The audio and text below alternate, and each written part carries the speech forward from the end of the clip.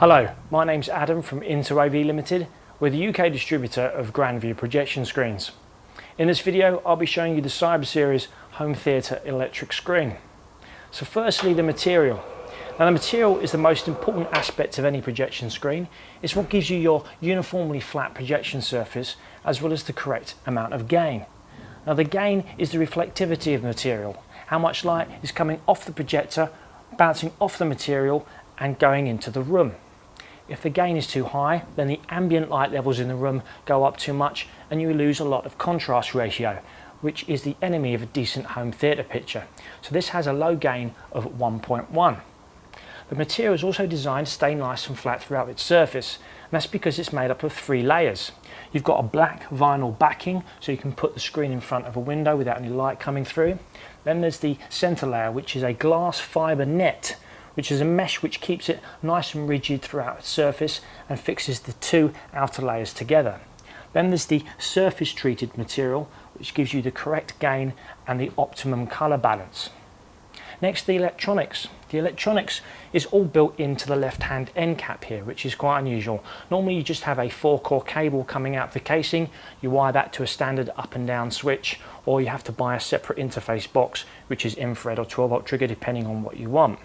This is all built in. You've got a mini mono jack there for the 12-volt trigger, so if you run a 2-core cable from your projector to that socket, when the projector comes on the screen will come down, when the projector turns off the screen will go back up. It's a very popular way of wiring the projection screen.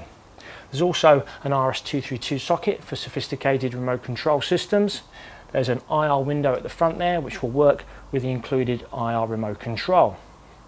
Now if you're hiding the screen behind a pelmet or building it inside a cabinet, you're going to be blocking the IR eye. That's not a problem. It comes with a little plug-in external IR there, so you can plug it into the side of the case and put the infrared receiver at the front or on the ceiling of the pelmet or cabinet, and therefore you won't block the IR eye anymore.